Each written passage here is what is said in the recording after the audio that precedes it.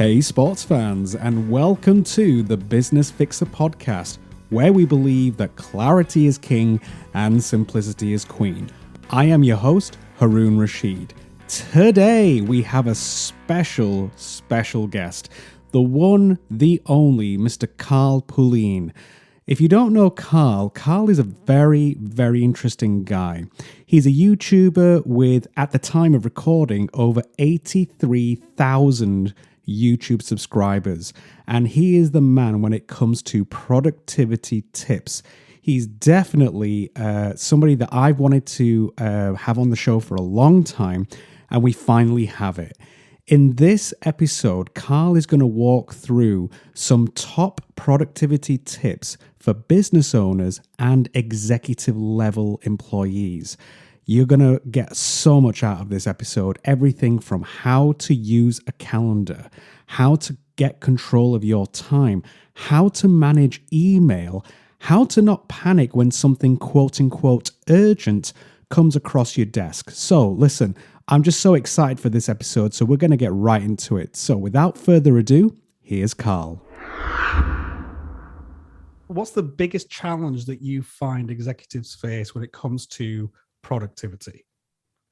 Well, okay, we got to kind of divide this up between the kind of the entrepreneur and the person working for the corporate entity, the business. Because if I start with the entrepreneur, the biggest problem they have, which is exactly the same problem that I had, and I'm sure you had it, was when you start your business, you are both the owner and the operator. You are doing everything. And there comes a point as your business grows that you've got to start letting go of the operations side, because you don't have time for that.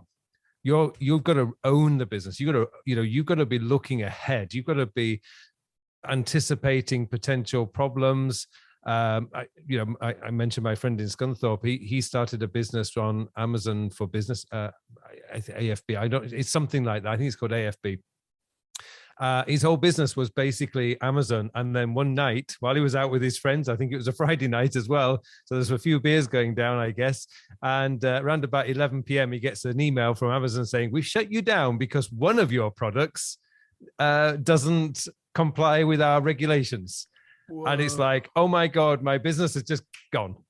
You've got to be, as a business owner. I mean, 48 hours later, he'd fixed the problem. I mean, now he's blasting it now, but he learned a very valuable lesson from that, which was don't put all your eggs in one basket.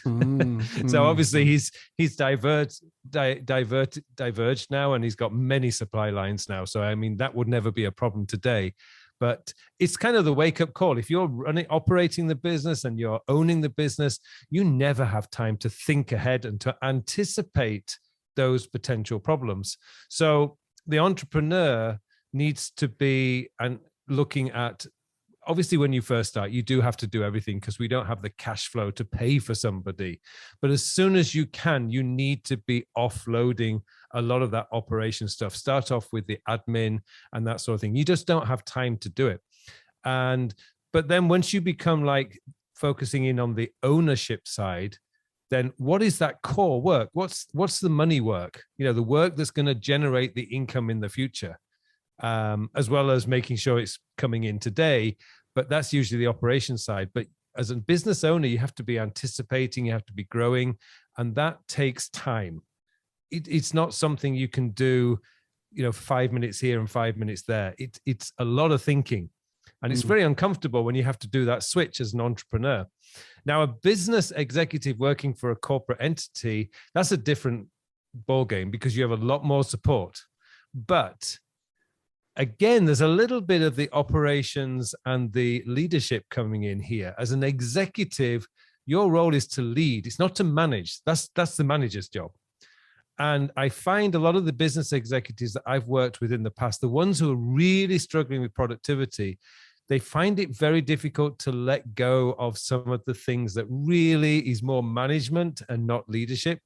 So again, you kind of got to step back a little bit. And you just got to analyze, okay, what am I actually employed to do? What is my actual role? Now, the problem we often have, and this goes to anybody working in a company, is we have this human natural instinct is to say yes, because we like to be popular. We don't like to say no, and to say no is a lot harder. But if you want to be a successful business executive, you have to learn to say no. I don't mean that in a rude way. You learn to say no in a polite way. But it starts with knowing what that core work is. What is it that you're actually employed to do? What is your real responsibilities? Not the ones that you've assumed because you have that fear of delegating. You have that, and it is a kind of arrogance, but we all have it. We think we can do something better than everybody else, so we carry on doing it. But a leader has to coach. They have to train people to be as good as themselves, if not better. I think Steve Jobs put it perfectly, is that if you're an A+ employee or executive, you employ A+ staff. But there's a problem for most people is we tend to employ A- and B+ staff. And we've got to be employing people who are better than us at doing certain things, because then we can do our job, which is to lead. So that's the biggest thing. It's the first thing I would always say is be very, very clear about what your responsibilities are, because that's your core work and that's your priority. So it's priorities, which is ultimately what you need to work on. And what most people kind of allow themselves to get, well, I call it the productivity pyramid. It works in every single area. You start off with your long-term goals. Your areas of focus are the important things in your life: family, finances, career, your spirituality, your personal development, those kind of things. And then you've got your core work on top of that. That's the work you're employed to do. If you're a salesperson, that means you sell. When you are selling, you're doing your core work. When you're doing admin, you're not doing core work. And I remember as a teacher, when I was a full-time teacher, I got really frustrated because of the paperwork which was related to admin. I'm thinking, no, I'm a teacher. I'm not an administrator. And, so the admin team hated me because I just did that in 5 minutes. I focused on teaching because that was my core work. And then on top of that is everything else. So the most important are your goals, then your areas of focus, your core work, and the least important is everything else. Problem, everything else is noisy. Absolutely, yeah. And that's where we have to learn to say no. And that's the difficult part. But it's a skill that's worth learning. Oh, absolutely. I think that was probably one of the hardest things that I had as an executive and even as a business owner as well. I like the distinction of, okay, so we're talking so for the listeners, you are probably going to fit into one of these two categories. You're either an entrepreneur or you are senior in a company, an established company. So we are going to be talking about productivity tips for both of these, and there'll be some overlap, I'm sure. Now, one of the things I wanted to ask you, Carl, was that, like the smaller one-man band entrepreneur who's, started off, they maybe been in business for a couple of years, 2 or 3 years. They often will say the same things to me. I've had this idea for a long time. And then, years have passed, they haven't done anything with it. And they say they don't have time to do that. What's your response to that sort of statement? Well, if I'm coaching somebody, my usual first question is, okay, if you don't have time, what are you spending your time doing? You need to get to the nuts and bolts of that, because I don't mean that I'm going to get them to do a time emotion study, because that doesn't really tell you anything, to be honest. But what I'm really curious about is, where are they spending their time in the day? Because I also have, I do online courses, and they need to be, 3 or 4 of them need to be updated every year. And I've always got ideas for the next one. Now, I know that they will never happen until I put it on my calendar to do it. It has to, the calendar is your most powerful productivity tool. Now, the worst thing any executive could do, by the way, is to delegate responsibility for their calendar to an assistant or to somebody else. Because when you start doing that, you lose control of your time. And that's something that you cannot afford to do. Now, it's okay to open up blocks and say, if I'm available for meetings between these times. That's okay, because you're still in control of your time. But you don't want to be delegating all 8 or 9 hours or 10 hours of your day to somebody else. By all means, allocate 3 or 4 hours a day for meetings. That's fine. But you tell your assistant or you tell your staff or your team, I'm available on these days at this time for meetings. So you can schedule me. But you want to be keeping real tight control of the calendar. And don't be afraid if you want to develop, particularly that one-man band, don't be afraid of blocking out 2 days or 3 days to work on a project. Because it's the only way you'll get that project done. And even if you don't finish it I do 2 days. 3 days, I get nervous. I think I'm not focusing on the business. So I have trouble with this one too. 2 days, I am very comfortable with because nothing's going to blow up in 2 days. But what I can produce in 2 days, when I'm totally focused on building a specific project, is at least 75, 80% of that project. And there's only 20% left, and 20% can be done here and there. But you've built up such momentum, you're not going to stop. You're going to, every spare moment you have, you're going to finish that project off. And if you do need an extra day, then just schedule another day next week or in 2 weeks' time. But the key with this, by the way, I should say, is don't schedule 2 days off next week. Look at your calendar and go 2 days, first week of November. Because it's so far out. Mentally, you prepare yourself, which is great. And B, you're not going to allow anybody to schedule appointments on those 2 days. I really like this. So I'll play devil's advocate, or devil's avocado, as we say in our house. So, so the thought of taking out a day, even, or a few hours in a day, for some entrepreneurs can be really like terrifying for them, because they feel like they're so overwhelmed. What about this? What about that? I need to be on call for customers or complaints, blah, blah, blah. What would you say to those people who may be feeling a bit stressful or anxious about taking out a day or two? I had exactly the same fears, but the reality was I didn't get that many problems. I didn't get screaming customers. And actually, even on those days when I'm talking, as a business owner, I don't work 9 till 5. I work 7:30 to midnight usually. I mean AM to midnight. But it's because it's constant thinking. But the funny thing is that every single day I schedule an hour in my calendar for communications, because I get about 150 emails a day. If I don't do it on one day, then the next day I've got 300. The next day after that, I've got 450. Then it's a whole day just to sort out email. So I will block out a day, 1 hour a day, purely for communications. And that includes instant messages as well. And I should give the little trick here. Never do your email first thing in the morning, not because it ruins your day, but if you reply to email first thing in the morning, you're in email ping pong, and you're going to double up the number of emails you get in a day. You leave it till after 3, better to be 4 p.m. is usually about the right time to respond to email, because most people by then are going to think, this can wait till tomorrow, which is good news for you. Because quite often, but the other thing I've discovered is most of my clients who do contact me in the morning have solved the problem by the afternoon as well, which is great.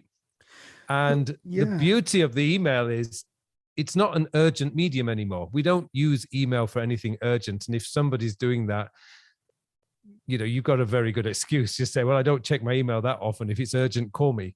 Well, this is interesting now, because what we're saying here, or what I'm gathering from what you're saying, is, so if someone's a bit stressed about or anxious about taking out time to work on a project, what you're actually saying is you should actually look at how you're working generally and make adjustments for that. So someone who might be living in their email inbox, it's like, well, if you want to take 2 days out, you can't be in your email inbox. You need to check it once a day. If you want to, if you get many WhatsApp messages or IMs and all the rest of it, don't do it on the fly or as it comes in. Schedule some time in your calendar, and it's control over the calendar. So are you saying that if people were to take some of these tips, then they should be more structured? Because it seems counterintuitive, doesn't it? It does. But you've got to be in control of your time, because if you're not, somebody else is going to take control of it, and you don't want that, because time is the only thing you've got. You've got your skill and you've got your time, and you've got to apply your skill in the best the best way possible in the time that you have. Time is not negotiable, it's fixed. So the only variable in that equation is what you do. It's an activity. So time is fixed and you've got activity. The only variable is activity. So the question I would always ask them is, how important is this project? And, to me, like I have an Apple course that I'm guessing, because I haven't got anything official, but Apple will update their macOS software next week, which means the clock starts ticking on me getting the update out. I usually give myself 10 days. So today, this afternoon, I gave myself a 4-hour block to work on the outline because I need to be ready.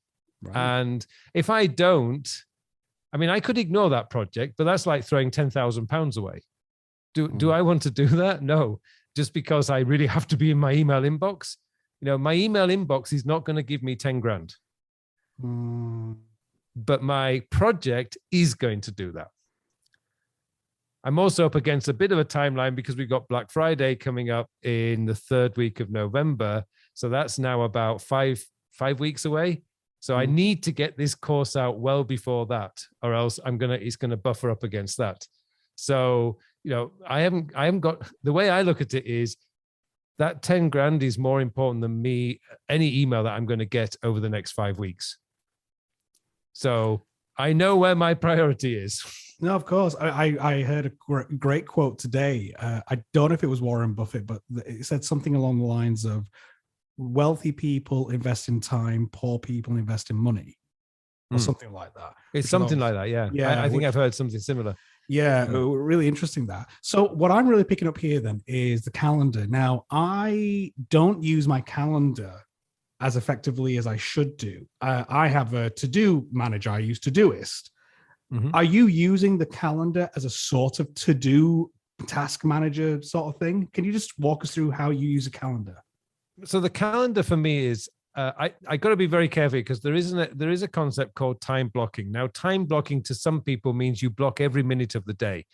That isn't the best way to use time blocking. So for me, as I mentioned before, I need an hour on average to deal with my communication every day. So I block out 4 till 5, actually it's 5 till 6 every day for my communications. It's all on my calendar. It says communication time. That's all it says. Now, with that, I will go through my instant messages. I generally start with my email because that's what I'm aware of. But I also know that I probably got a few instant messages throughout the day and I need to reply to those. So I'll reply to those as well. And I always think of it as a result. If I can get everything done within 40 minutes, that's the result. Suddenly I've got 20 minutes free. What do I do with that time? It's great. But there's the other ones I do is every week I write a blog post. Every week I produce 2, sometimes 3 YouTube videos, 2 newsletters, and lots of stuff, lots of content. Now, the only way that content is vital to my marketing, because if I didn't do that, I would become a nobody in the world that I'm in.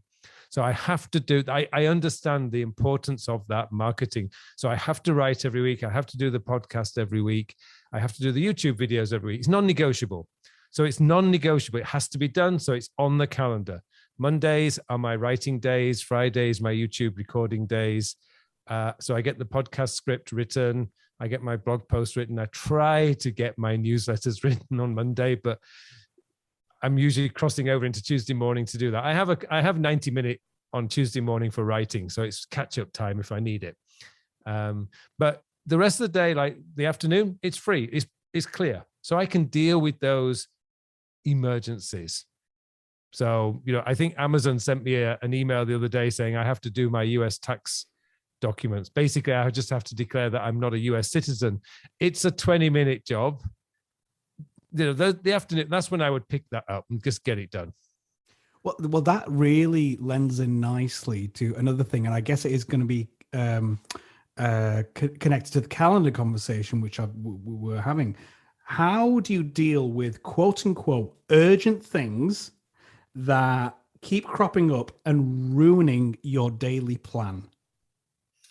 Well, again, what appears to be urgent often isn't. And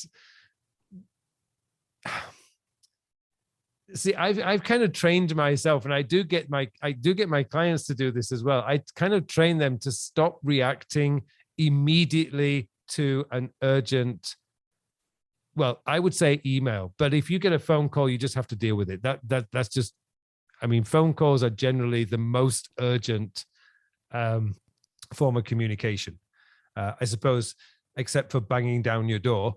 That might be more urgent, but your phone is going to be, so if you're getting phone calls, you're going to just have to deal with them unless you're, I don't think I'd be confident enough to be able to just turn my phone off.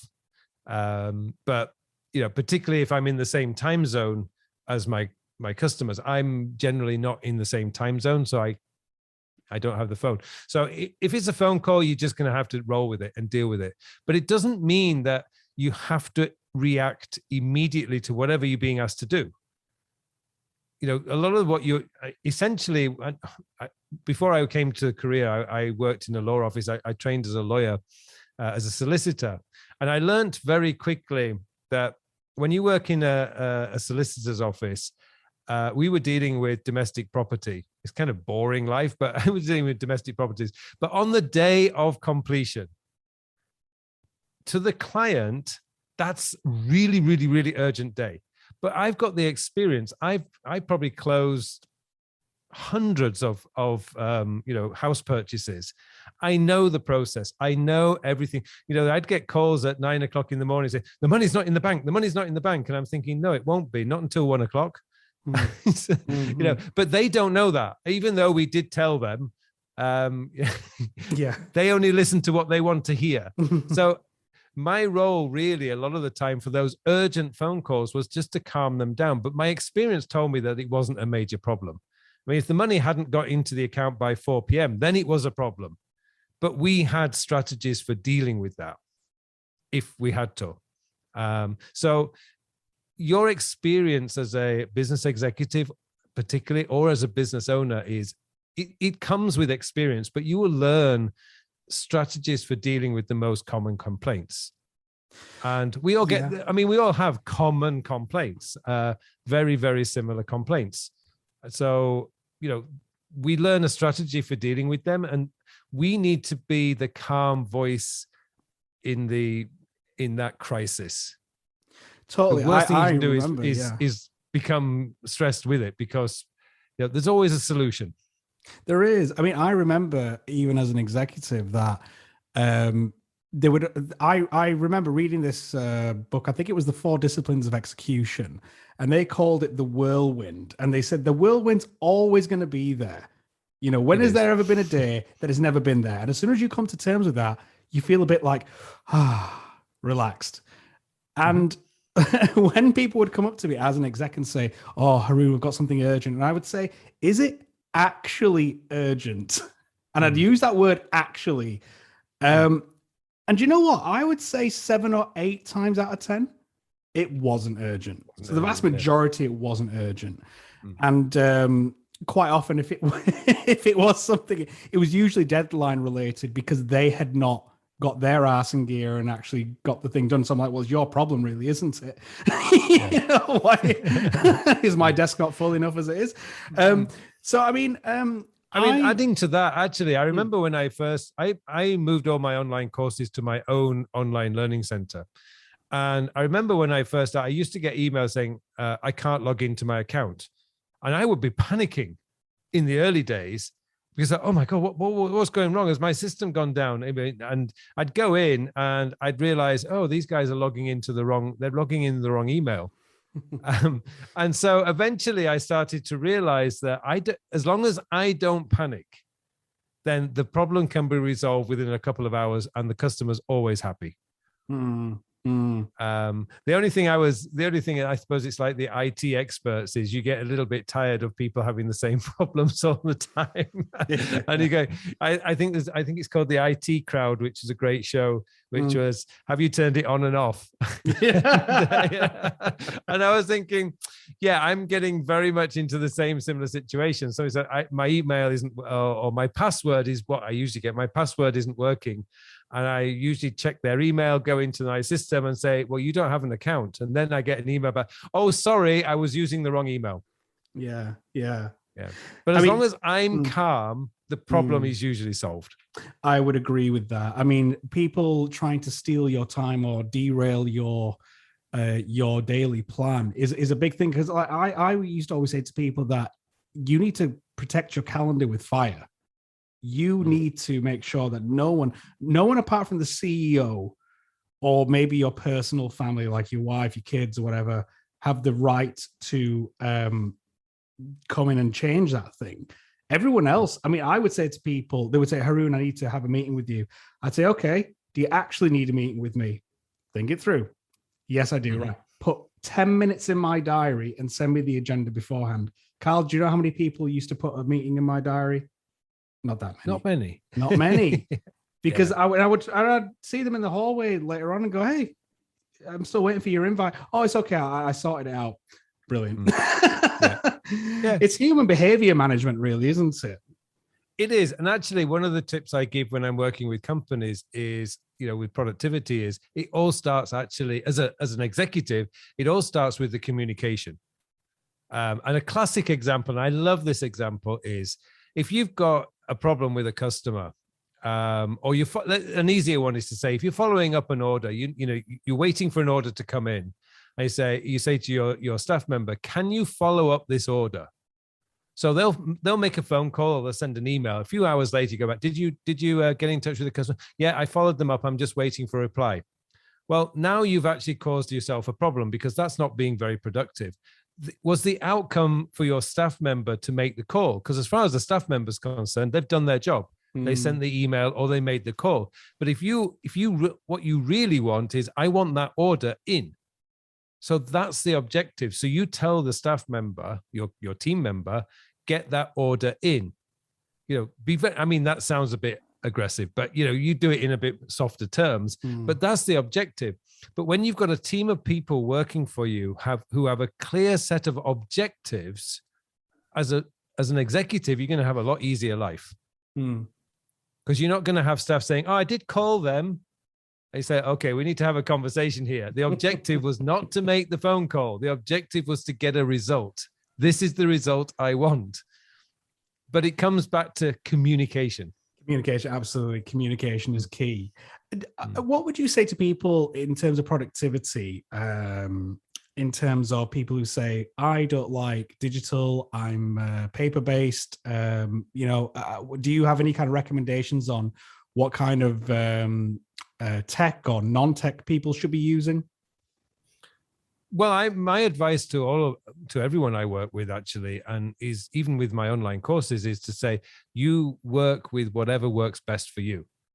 And I love fountain pens and flashy notebooks, and for years I still preferred to write everything down with my nice fountain pens, but I realized that wasn't the most effective way for me to do my work.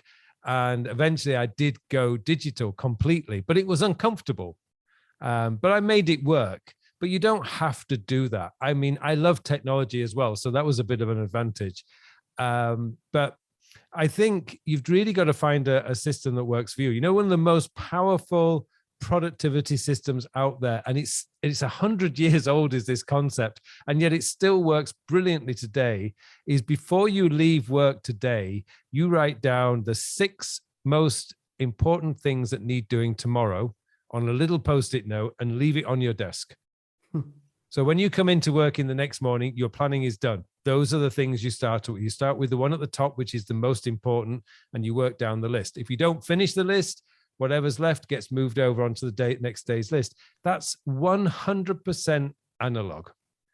And it's still, even today, is the best productivity system you could have, because it focuses you in on what you already have identified as important. Wow. You know, it's interesting. We had Tom Solid on the show recently. In fact, we haven't aired that episode just yet, but we recorded it recently. Yeah, awesome guy. I know you guys have Yeah, done some stuff I know together as Tom. well. Yeah. Really good guy.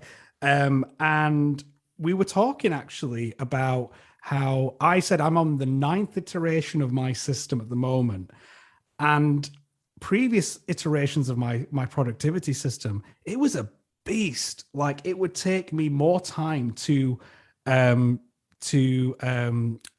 cultivate and take care of the system than actually get anything done.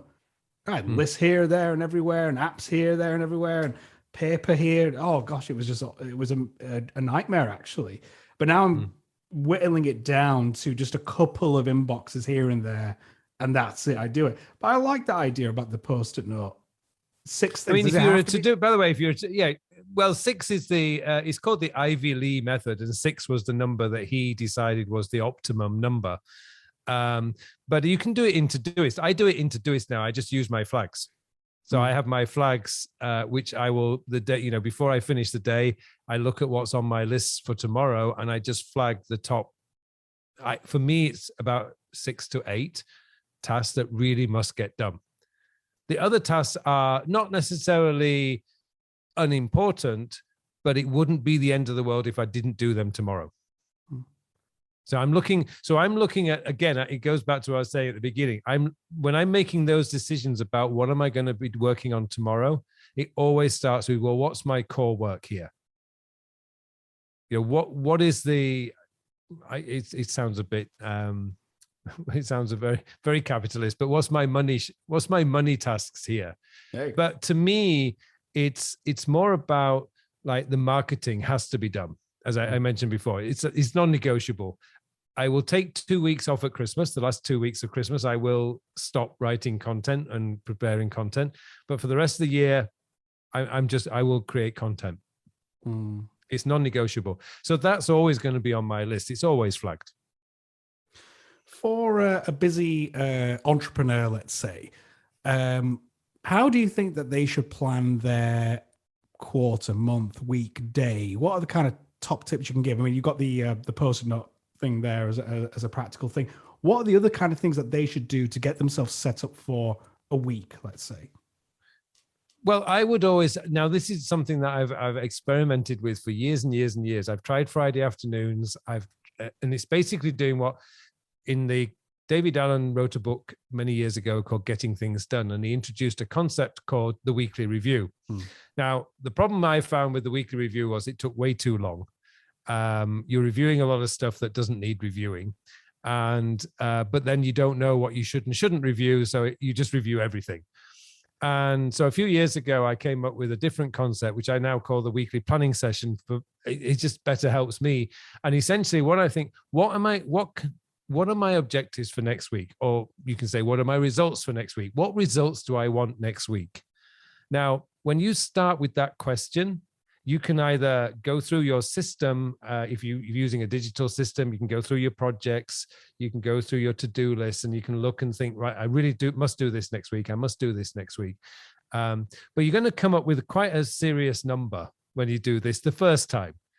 And you will probably fail at getting them all done. You will naturally prioritize, and by Friday you're going to be stressed out, but you've got to stick with it because you start finding that optimum number of tasks that you can do each week. I know if I include my recurring things that I have to do each week, as I mentioned, the content that I create, I can do about 35 meaningful tasks a week. But when I do that weekly planning session, if there's more than 35 on there, I already know I'm not going to do them. That's interesting. So if I can just come in there. So you're talking about finding this like a sweet spot about the meaningful money-making tasks that you should have, but you're saying it's going to be trial and error to begin with. So you're going to... It is. You need to stick with it, trial and error, but you'll find that thing which might be 15, 20, 35, 3, whatever, and you're going to start putting that in a sort of a weekly planning session. Is that right? Yeah, I call it the weekly planning session. It's just 30 minutes on a Saturday morning, and there is a reason why Saturday morning. It might be different for some of the listeners, but for me, I never schedule anything Saturday morning. I call it my business development time, because in the rush of the world around me, which like most people, it never ends, I need about 3-4 hours a week where I can just step back and think, hey, what's going on in the business? Because one thing's guaranteed: if you don't give yourself that time, your business is going to come up against a huge problem that's going to take you down.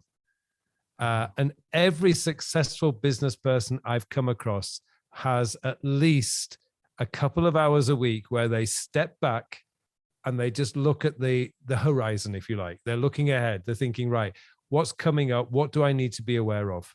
Like, there are things that we weren't aware of, like the pandemic.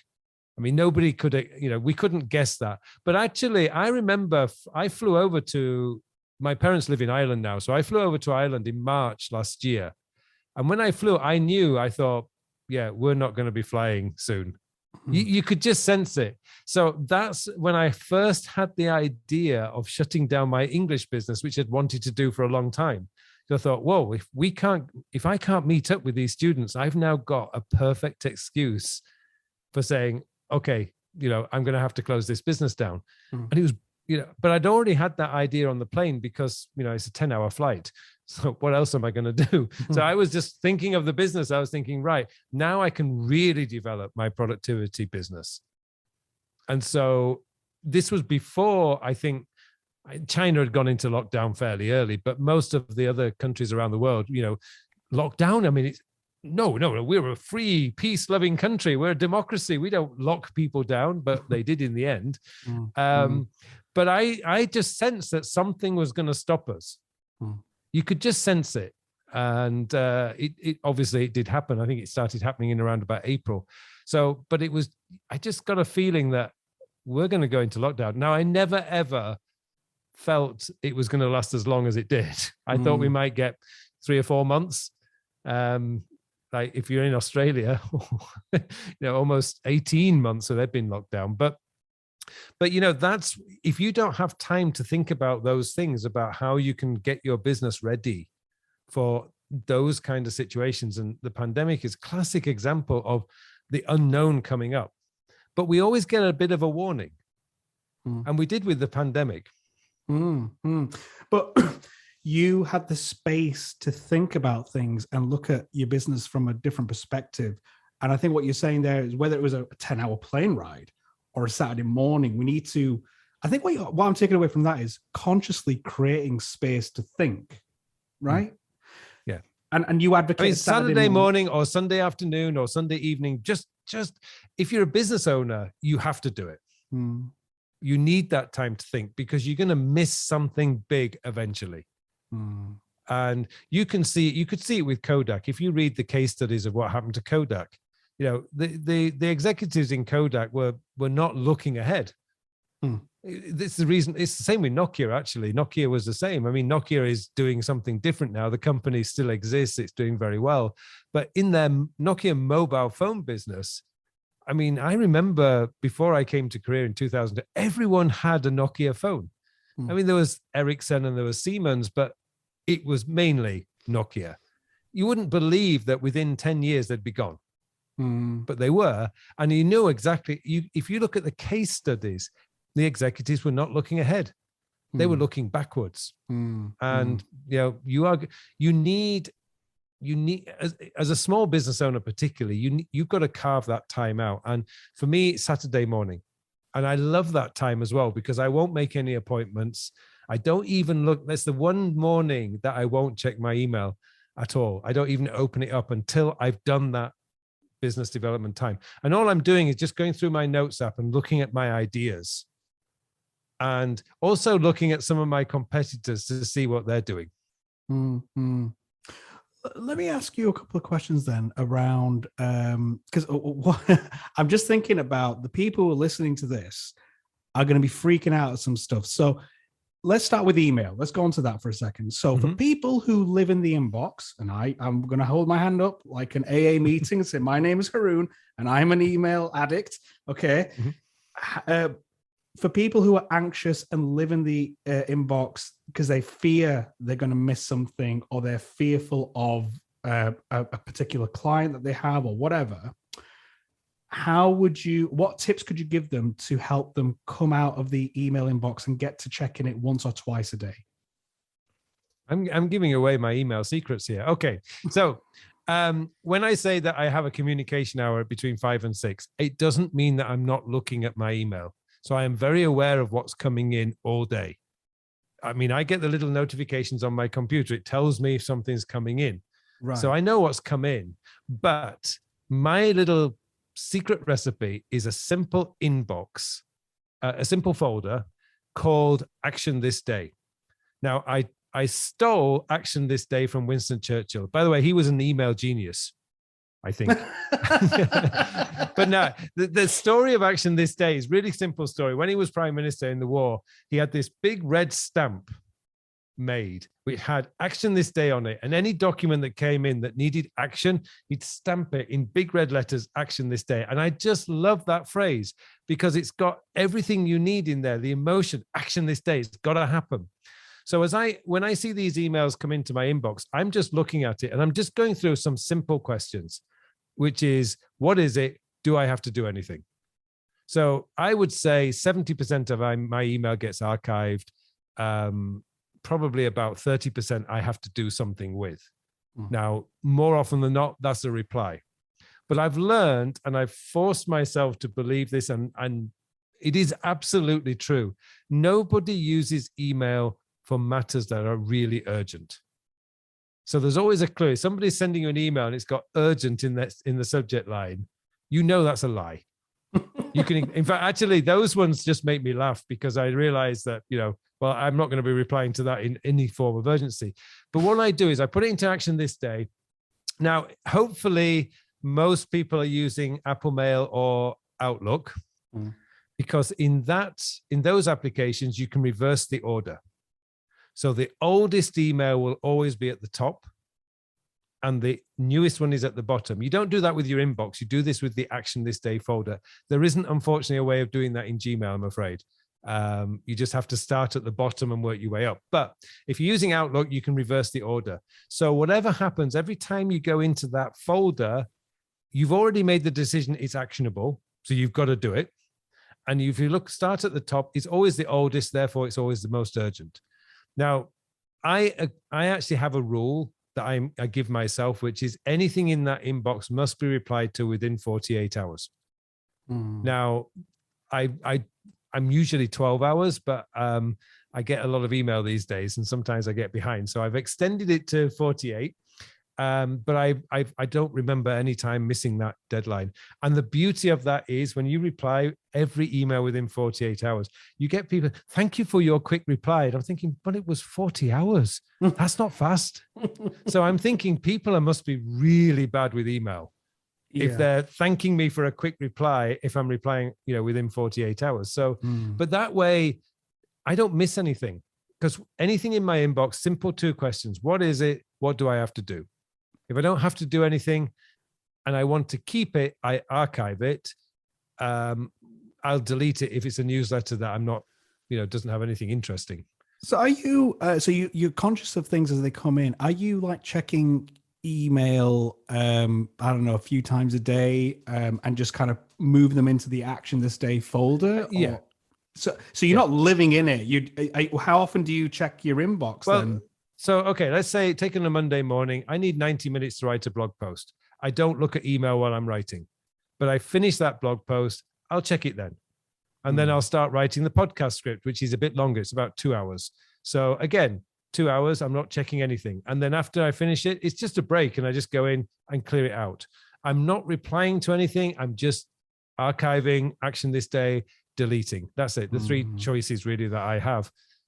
And then when you get to your communication hour, which was, I think you said about 5 o'clock, 5 till 6. It's about 5 o'clock, yeah. Then you'll go through that folder and just start at the working through and work my way down. Yeah. Really, really interesting. And by the way, I do this with newsletters as well, because I don't know if you've come across James Clear's Atomic Habits. Brilliant book. Love it. But he does a weekly newsletter, which comes out tomorrow, Thursdays. And when it comes in, I don't usually have time to read it. And so I just throw it into action this day. If you go back to my 2 questions, what is it? What do I have to do? Well, I have to read it. I want to read it. Well, I haven't got time now. Action this day. So it comes up and I can read it. And then if I get others new, because I've got a few clients who they subscribe to industry newsletters, and these can cause a lot of problems, because what I find is people will create a folder called to read and they never go in it.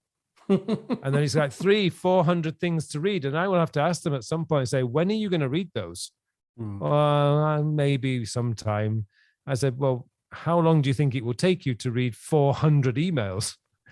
And eventually we usually get to the point saying, okay, I'm going to have a cutoff point, a 3-month cutoff point. So anything older than 3 months just gets deleted. What would you say to people who are anxious though still, and say, okay, I understand that I can go and check it periodically and move things into an action folder of some sort, but I still feel anxious? What would you say to those people? Well, actually, what you'll find is that anxiousness will start to disappear if you practice this. Because I was too. When I first doing this, I'm thinking, I really should be replying to that. I really should be. But I said, no, I'm going to wait until 6 o'clock, 5 o'clock. The beauty of this is, as I say, you start getting people coming back and say, thank you for your quick reply. It's not fast. But the problem you'll have is if you're replying immediately, now you've got a big problem, because you're setting an expectation. So that customer or that client is going to expect you to reply within 30 minutes every time. And there's going to be 1 or 2 days where you're in a client meeting or you're away on vacation holiday and you can't reply. And now they're upset. But if you set yourself a standard that you reply to all your email at the end of the day, messages can be a bit different, because my wife messages me. I'm not going to leave that till 5 o'clock because I'll be in trouble. So, but again, I don't reply to my wife if I'm in the process of doing some work, or I'm on a coaching call, or I'm recording a podcast. If she messages me now, she has to wait. But I will reply when I finish that period of work. So I give myself 10, 15 minutes, particularly messages on the phone. It's great because I usually take my dog outside for a walk around the park, just across the road from us. And while I'm there, he can do his business and I can reply to those messages. So I do sometimes do that. But the non-urgent stuff, it's going to be left until 5, 6 o'clock, because I'm setting an expectation that everyone knows that they're going to get a reply within 24, 48 hours. And, once everyone knows that, you won't feel that anxiousness. But of course, if you live in your inbox today, and you've never tried this, when you first try it, you're going to feel very anxious. But it doesn't mean you can't look at your email. You can still see what's coming in, but you just got to resist that urge to, I'm going to reply now. No, just slow down. Everybody will appreciate it if you slow down a little bit. Let's talk about the calendar then. Get gritty about your calendar. What does your calendar look like? Is it paper-based? Are you using Apple Calendar? How do you set that up? Well, my back-end calendar is Google Calendar, but it all comes into the Apple Calendar app on my computer and my phone and iPad. The only reason why I use Google is because their appointment scheduling is a bit easier for everybody. So for Mac users, of course, Apple Calendar is great, but if you're a Windows user, it's not such a good experience. So I use Google Calendar because it's a good experience for everybody. And Google Calendar works with my scheduling service for my coaching clients. They can schedule and it all comes through on my Google Calendar. Zoom works as an app add-on in my Google Calendar as well, and that comes through into Apple Calendar. So all I have to do is click on the link in the calendar to open up Zoom. So I use Google Calendar as my back end, and Apple Calendar is where the shell, if you like, that it comes through on. Interesting. Have you ever used a paper-based calendar? Probably, a long time ago. Well, I was just remembering because I've been using a Mac since 1997, And one of my first jobs, I worked in the car industry. I worked for, well, you probably know JCT 600. I worked for them for a while. right, I actually worked for a company called Carnell for a very long time. I don't think they exist anymore, but JCT 600 still exists. I know that, and I used to work for them at the Rawdon dealership. But back in those days, we didn't have computer calendars, so I had this wonderful sales diary. I think it was called the Pendle Diary or something. It was like a sales related diary, but I eventually moved on to Franklin Planner. And I loved my Franklin Planner. I used that right up till 2009. And that was my calendar choice right up till 2009. But I always had my teaching schedule in Apple's calendar. Because I say, I've been using Apple's computer since 1997. I remember when I started teaching, I put all my teaching schedules into that digital calendar. Wow. And I guess it was a gradual stopped using the Franklin Planner's calendar at that stage. Wow. How do you, sorry, I'll rephrase this. So if people are struggling with knowing what is my core work and how, and I don't know what to even put in these time blocks in the calendar, how would you help people understand what their core work looks like? Well, core work is actually a lot easier than people think. There's always again, we're gonna have to look at the entrepreneur and the executive. If you're let's just say you're a sales director, your core work is everything related to increasing sales. So anything that doesn't increase sales is what Jim Rohn would have called minor time. Just don't do minor time, delegate it. Major time is when you're selling. If you're a teacher like I was, every time I was teaching somebody, that's my core work. Every time I was preparing teaching materials, that was my core work. But there's also, as a teacher, there's a lot of stuff that, I was doing which wasn't core work. So I've got to find ways of minimizing that or delegating it or something. Now, as an entrepreneur, your business area is going to be your core work. So if you're a furniture manufacturer, you make, bespoke furniture, then your core work is, first of all, anything related to sales and making that furniture to the best quality that you can. Same if you're a tailor and you make suits. It's your core work is that process of making the suit and sales, because obviously without sales you're not making any suits, so the two go together. That's your core work. Now, marketing, of course, I tend to think of as being part of an entrepreneur's core work, because you've got to market your business. If nobody knows who you are, you're not going to have any customers. So it's identifying those things. But admin is the gray area, because I've learned as a business owner that what my account says is rather less important than what's in the bank. So if I make, let's say because I remember, I don't know if you ever watched it, but Jeremy Clarkson did Clarkson's Farm TV show, which is an absolutely brilliant show. One of the last shows, his consultant or his accountant came in and said, "You made £180. What, this year?" That's it. But you see, the thing is, because I'm a business owner, I'm thinking that's what's on the piece of paper. That's what's on the accounts. But how much cash does he have in the bank? That's what really matters. Because you could have a £10,000 profit on your accounts and zero in the bank. You've got a big problem. So, there are some things that you want to be looking at. Business accounts, okay, being aware of it is fine, but I wouldn't say that's the core work. That's accountants who do that. That's their core work. Your core work is to make sure there's enough cash coming into the bank account, because that's where it really matters. And so as a business owner, you've really got to kind of look at what's my company's core work? Where does the revenue come from? Because when I'm working on that, that's my core work.